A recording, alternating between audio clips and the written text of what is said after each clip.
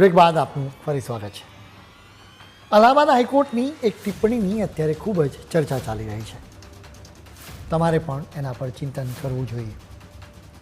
એટલા માટે જ અમે ખાસ આ કેસની વિગતો તમને આપીશું। હાઈકોર્ટે ચેતવણીના સૂરમાં જણાવ્યું છે કે આવી જ સ્થિતિ રહેશે તો હિન્દુઓ લઘુમતીમાં આવી જશે। એક હિન્દુ વ્યક્તિનો ધર્મ બદલાવાના કેસમાં આ ટિપ્પણી કરવામાં આવી છે। આખો મામલો અમે તમને જણાવીશું।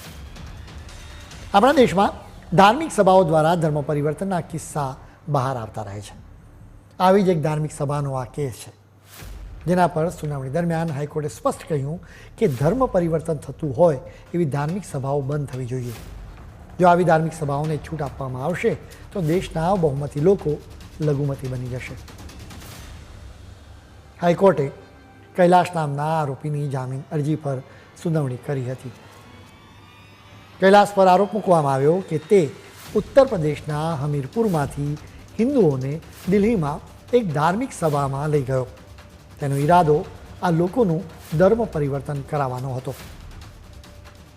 જેમને દિલ્હી લઈ જવાયા એવા લોકોમાં રામકલી પ્રજાપતિ નામની એક મહિલાનો ભાઈ રામફલ પણ સામેલ હતો। રામકલીએ એફઆઈઆર કરી।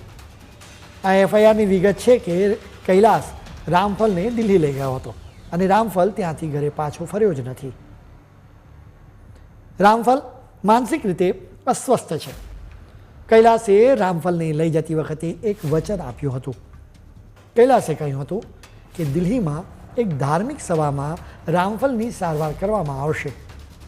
તે એક અઠવાડિયામાં ઘરે પાછો આવી જશે। જો કે રામફલ પાછો ફર્યો જ નહીં। રામકલીએ કૈલાશને એના વિશે પૂછ્યું, પરંતુ કૈલાશે તેને સંતોષજનક જવાબ ન આપ્યો।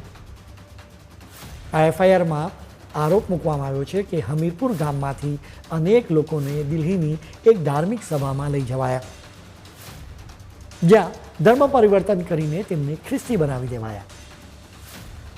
આ એફઆઈઆરના પગલે કૈલાશની ધરપકડ કરવામાં આવી। તેના પર અપહરણનો આરોપ મૂકવામાં આવ્યો। ઉપરાંત યુપીના ધર્મ પરિવર્તન વિરોધી કાયદાની જોગવાઈ હેઠળ પણ ગુનો દાખલ કરવામાં આવ્યો। આ કેસની સુનાવણી દરમિયાન ઉત્તર પ્રદેશ સરકારના વકીલ પી.કે. ગીરીએ કેટલીક હકીકતો જણાવી હતી। તેમણે અદાલતને જણાવ્યું હતું કે આવી ધાર્મિક સભાઓમાં મોટી સંખ્યામાં લોકોને ખ્રિસ્તી બનાવી દેવામાં આવે છે। કૈલાશ ધર્મ પરિવર્તન માટે લોકોને દિલ્હી લઈ ગયો હતો, જેના બદલામાં તેને રૂપિયા આપવામાં આવ્યા હતા। હવે અદાલતે આ કેસની સુનાવણીમાં કલમ 25નો ખાસ ઉલ્લેખ કર્યો હતો। જસ્ટિસ રોહિત રંજન અગ્રવાલે શું કહ્યું હતું એ તેમના જ શબ્દોમાં અમે જણાવીશું।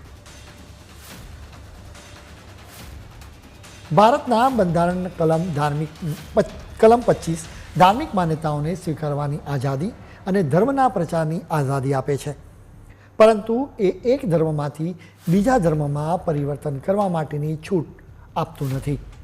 પ્રચારનો અર્થ પ્રમોટ કરવાનો થાય છે। એનો અર્થ એ નથી કે એક વ્યક્તિને તેના ધર્મમાંથી બીજા ધર્મમાં પરિવર્તિત કરવો।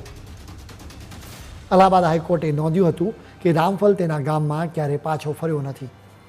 કૈલાશની જામીન અરજી ફગાવતી વખતે અદાલતે સ્પષ્ટ કહ્યું કે જો આ પ્રકારની પ્રક્રિયા ચાલવા દેવામાં આવશે તો આ દેશમાં બહુમતી લોકો એક દિવસ લઘુમતીમાં આવી જશે।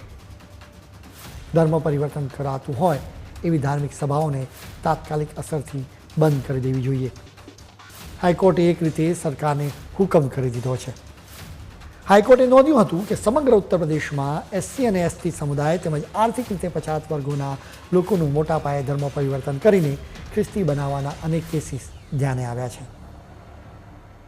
હાઈકોર્ટના આ ચુકાદા પર સમગ્ર સમાજે ચિંતન કરવું જોઈએ। આદિવાસી વિસ્તારોમાં લાલચ કે ડરના મારે કરવામાં આવતા ધર્મ પરિવર્તનના આરોપો વિશે પણ વિચારવું જોઈએ। વિચાર કરીને સરકારને સવાલો પણ કરવા જોઈએ।